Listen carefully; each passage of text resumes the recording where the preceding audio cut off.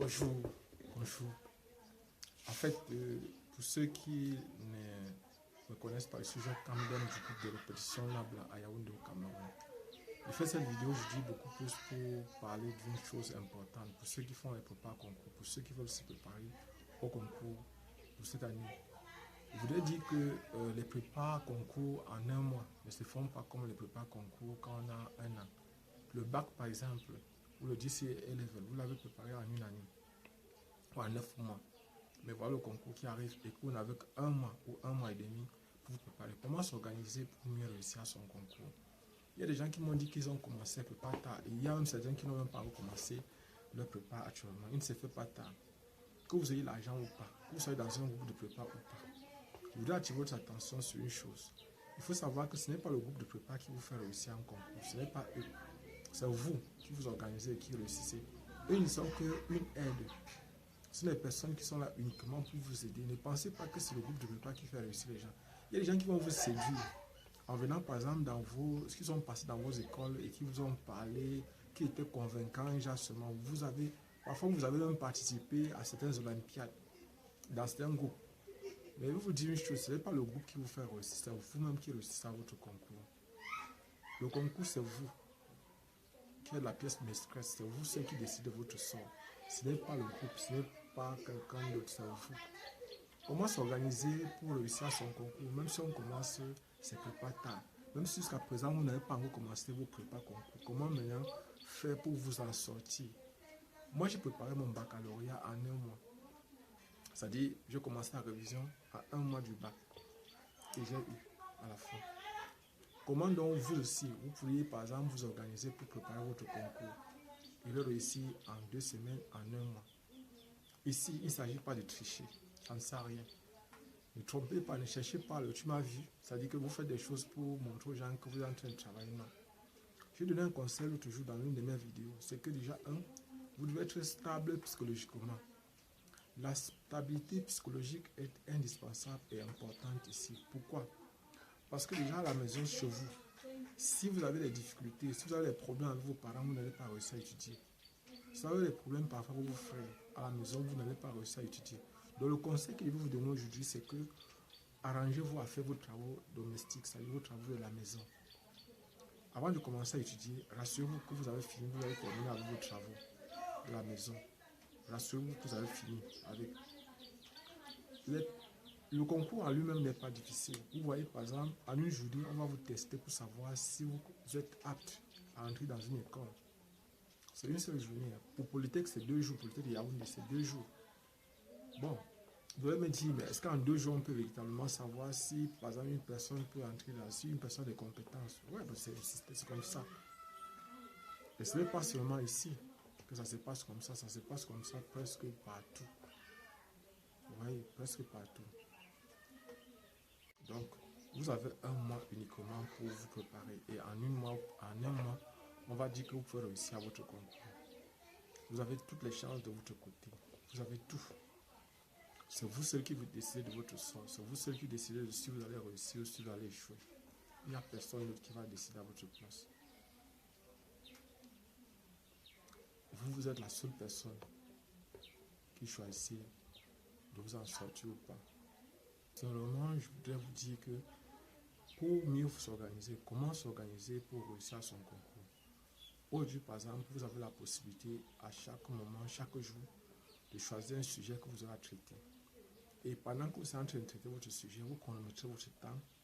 Vous essayez de voir comment, par exemple, vous avez votre réveil. Vous devez avoir un chronomètre, c'est-à-dire ce qui va vous permettre de mesurer le temps que vous passez pour traiter l'épreuve que vous avez à traiter. Vous allez essayer de voir, par exemple, est-ce que vous avez, par exemple, si c'est une épreuve de 3 heures de temps, est-ce qu'en 2 heures, vous pourrez réussir à vous en sortir? Si vous n'arrivez pas à traiter l'épreuve en 2 heures de temps, je vous dis, même si on vous donne 4 heures, même si on vous donne 5 heures, vous n'allez pas vous en sortir. Et 2, vous devez choisir aussi les thèmes avec lesquels vous allez travailler. C'est-à-dire, là où vous avez les difficultés, vous devez vous accentuer là-dessus. Vous devez revenir là-dessus pour chercher à bien comprendre le cours, cette partie-là. Traiter les épreuves, traiter les sujets jusqu'à ce qu'à un moment donné, vous vous en sortiez sans difficulté, vous en sortiez sans problème. Le conseil que moi je vous donne, c'est ça. organisez-vous et travaillez. Rien n'est difficile. Certaines personnes m'ont dit qu'elles sont découragées, elles sont démoralisées lorsqu'elles donnent le programme sur lequel elles doivent travailler. Non, j'essaie de vous donner simplement une partie du programme du concours. Ce que j'essaie de faire lorsque vous dites, par exemple, que voilà ce qui va venir, c'est le programme du concours. Donc, je ne suis pas en train d'inventer, je vous donne le programme du concours. Ce n'est pas parce que vous donnez le programme du concours que ça va vous décourager. Non, vous devez apprendre. Lorsque je vais prendre l'exemple simple pour que vous puissiez mieux comprendre ce que je suis en train de vous dire. Quand vous dites par exemple d'avoir un réveil, c'est-à-dire un chronomètre avec lequel vous allez travailler dans votre salle de compos. Mais écoutez, dites-moi un peu, est-ce que je ne peux pas venir travailler à votre place? Ça, c'est ce que vous savez déjà. De deux, vous savez vous-même que très souvent, lorsqu'on vous donne le temps dans la salle de compos, ça vous fait paniquer. C'est la raison pour laquelle je voudrais que vous entraîniez. Je vous ai dit, Lionel Messi est un très grand joueur, très très grand joueur. Mais Lionel Messi s'entraîne. Mais ça ne s'entraîne pas parce qu'il ne sait pas jouer, non. Il sait déjà jouer.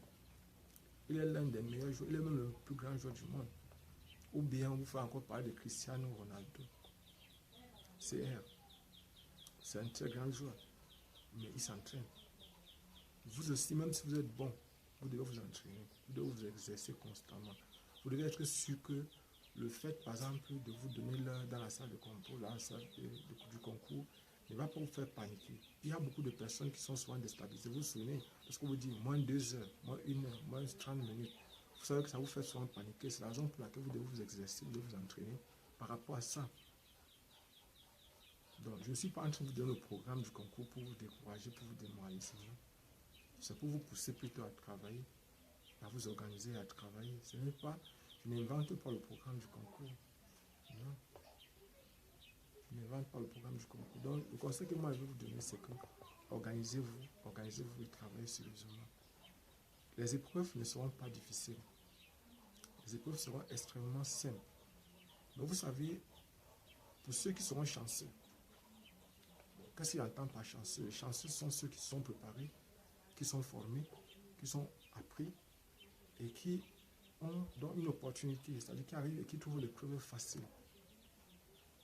Vous ne pouvez trouver l'épreuve facile que si vous avez étudié. C'est là où les choses sont simples. Vous vous demandez, mais pourquoi les gens échouent? Parce que vous êtes en train de réussir et parce que vous êtes apprêté. D'habitude, c'est ce que les étudiants me disent souvent en fac, que monsieur, pourquoi les gens échouent? Pourquoi les gens reprennent les classes? Je leur dis simplement, c'est parce que vous avez étudié, c'est parce que vous êtes chanceux que vous nous avez vu. Il y a beaucoup d'autres personnes qui ne savent même pas que nous on existe et qui sont en train de pleurer. Vous voyez un peu, parce que eux, il n'y a personne pour leur aider, il n'y a personne pour leur dire que voilà, il y a un groupe de répétition à tel endroit, à tel niveau et qui travaille comme ça. Donc, personnellement, c'est pour vous donner un conseil, je vous dirais simplement, organisez-vous et travaillez. Essayez de chronométrer votre temps. Essayez de reviser. Chaque fois que vous avez des difficultés, quand vous êtes en train de travailler, rentrez puis le cours. Rentrez, actuellement, vous avez YouTube, vous avez Google. Vous pouvez travailler correctement grâce à ça, grâce à YouTube, grâce à Google. Toutes les parties qui vous dérangent, vous pouvez réviser, vous pouvez étudier tout ça. Il n'y a absolument rien de difficile. Organisez-vous et travaillez. Vous verrez vous-même. Les choses seront simples. Donc, le programme de mathématiques pour le concours. Les concours, vous devez savoir que les programmes, sont les programmes de la classe de première et de terminale pour ceux qui font les concours niveau bac. Et pour ceux qui font les concours niveau licence, c'est souvent première année, deuxième année. C'est souvent première et deuxième année. La plupart du temps, un peu troisième année. Vous devez savoir que ce sont souvent les trois niveaux, la première, deuxième et troisième année. Mais là, généralement, c'est première et deuxième année, plus précisément. Et parfois, à certains concours, on interroge beaucoup sur les choses de terminale, de la classe de terminale. Par exemple, la maths, il y a toujours les trucs de terminale, en physique aussi. On interroge souvent beaucoup sur les choses de terminale. Dans le fond, je ne veux pas vous cacher, il n'y a rien de difficile dans le concours. Si vous êtes organisé et que vous travaillez, moi je suis convaincu que vous allez réussir. Donc, organisez-vous. Chaque jour, essayez de traiter un sujet si possible. Essayez de vous mettre dans les conditions de l'examen, du concours. Mettez-vous dans les conditions du concours. Travaillez. Même si, par exemple, au fur et à mesure, vous avez l'impression que vous ne comprenez pas certaines choses, continuez à travailler, ne vous mettez aucune pression. Organisez-vous, prenez votre temps, allez doucement, allez posément. Chaque fois, vous dites-vous si telle chose arrive maintenant là, avec ce petit temps que j'ai pris, avec ce que j'ai appris là, si ça vient, je vais avoir la meilleure note. Faites de telle sorte que si ce que vous avez appris vient, que vous puissiez vous en sortir. Mettez-vous souvent dans les conditions d'examen. Il y a des personnes qui parlent dans les grands groupes, dans les groupes, s'amuser. Non, on ne peut pas s'amuser, on ne peut pas jeter son argent pour rien. Organisez-vous et travaillez. Il n'y a aucun groupe qui va vous faire réussir. C'est vous qui réussissez, ce n'est pas le groupe qui vous fait réussir. C'est vous qui travaillez. Moi, par exemple, dans mon groupe, lorsque vous dites, par exemple, qu'il y a des concours dans lesquels on a souvent 100% de réussite, ce n'est pas parce que peut-être nous, on travaille très bien. Non, non, non. C'est parce qu'on est organisé, on les pousse à travailler. On les pousse à s'organiser, à travailler. Parce qu'on sait que la seule personne qui peut choisir soit d'échouer, soit de réussir, sont eux. On les motive, c'est moi, on les met dans les conditions où ils vont être les meilleurs. Et ils sont toujours les meilleurs, toujours. Donc, personnellement, je veux simplement vous dire, organisez-vous et travaillez. Rien n'est difficile. Et si vous avez des difficultés, chaque fois, je vous donne mon numéro WhatsApp. Donc, je mets toujours dans mes vidéos mon numéro WhatsApp pour que ceux qui ont des difficultés puissent poser leurs problèmes. Je ne dis pas, ne faites pas comme d'autres personnes qui ont fait que ils sont allés dans un groupe et ils ont composé. Et la personne vient me donner carrément donc, les épreuves des évaluations de samedi, ce qu'ils font constamment chaque semaine. Je leur dis non, ce n'est pas mon travail là. Vous devez traiter, vous me montrer ce que vous avez fait. Et si que les QCM, les questions à choix multiples, ce que j'attends de vous, ce n'est pas que vous me donnez les réponses vrai, faux, ou bien A, C, D, tout ça comme ça. Non, c'est pas ça. Vous rédigez chaque exercice vous allez rédiger, vous allez me montrer ce que vous avez fait.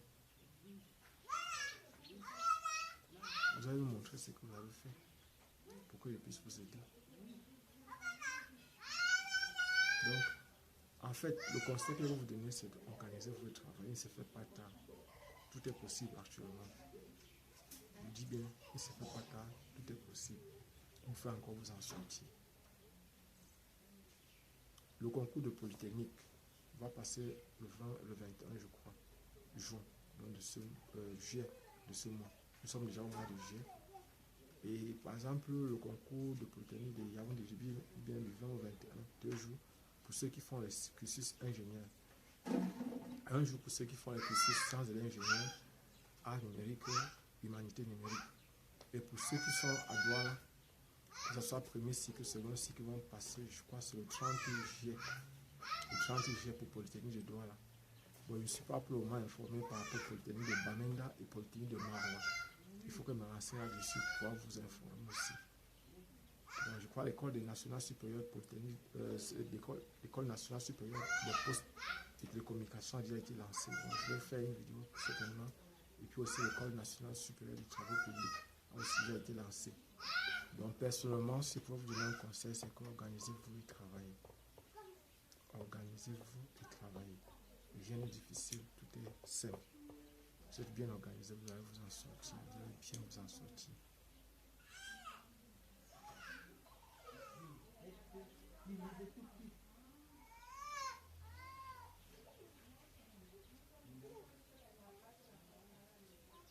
Donc, aujourd'hui, c'est votre heure. Aujourd'hui, c'est votre occasion que vous avez de réussir à votre concours. Si vous êtes organisé et que vous avez un peu de volonté, vous allez vous en sortir. Et je précise aussi, j'ai bien dit dans d'autres vidéos que ne vous contentez pas d'insister beaucoup sur absolument le concours. Non, non, non. Préparez-vous. Faites tout ce que vous avez à votre niveau pour réussir. Si ça ne marche pas, vous aurez fait de votre mieux. Et vous pouvez vous inscrire dans une autre école. Il y a d'autres écoles, je précise. Il y a les où vous obtenez soit les DUT, c'est-à-dire vous partez dans les IUT, vous faites 2 ans, vous obtenez soit le BTS, soit le DUT. Et après ça, vous pouvez faire le concours pour entrer au second cycle. Bon, et sachez qu'à la rentrée, je voudrais préciser, à la rentrée universitaire, pour ceux qui sont au niveau du Cameroun, vous devez faire les prescriptions en attendant que les résultats de votre concours sortent. Si les résultats ne sont pas encore sortis, vous devez faire les prescriptions à l'université. Et maintenant, sur chaque vidéo que je vais faire, il faudra que je vous parle aussi des prescriptions à l'université. Dans les universités au niveau du Cameroun, les prescriptions, c'est une phase qui demande que vous puissiez, avant de vous inscrire à l'université, vous inscrire d'abord simplement. C'est-à-dire, ce n'est pas le fait de payer les droits universitaires, les prescriptions, ce n'est pas là où vous payez les 50 000. On va vous demander simplement de payer, à l'université Yaoundé 1, c'est souvent 10 000 qu'on paye pour les prescriptions. Et les prescriptions commencent souvent avec une inscription en ligne. Et il ne faut pas, il y a des gens qui se font arnaquer. Vous-même pouvez vous préinscrire en ligne avec votre propre téléphone Android. Ou par exemple, soit un téléphone Android, soit un iPhone. Vous pouvez vous préinscrire vous-même. Avec une connexion de 100 francs, vous pouvez faire votre prescription en ligne. Donc je précise, je parle comme ça à ceux qui sont nouveaux dans les universités ou par exemple ceux qui veulent entrer à l'université Yaoundé 1 ou dans d'autres universités au Cameroun. Sachez que les prescriptions vont bientôt commencer. Les prescriptions vont bientôt commencer et lorsque vous allez faire les prescriptions, ne vous faites pas arnaquer. On vous demande simplement, si quelqu'un vous demande même 10 000 et chaque fois que vous payez pour les prescriptions, demandez un reçu. Chaque fois que vous payez pour les prescriptions, demandez un reçu. Parce que lorsque vous allez déposer le dossier physique de vos prescriptions, il faudra que vous ayez les reçus. Que vous allez payer, par exemple, ce ne sont pas les reçus des 50 000. Parce qu'après les prescriptions, vous avez choisi, pendant les prescriptions que vous avez choisi votre filière, vous avez choisi, par exemple, vous avez choisi votre université, après vous avez choisi votre faculté, votre filière.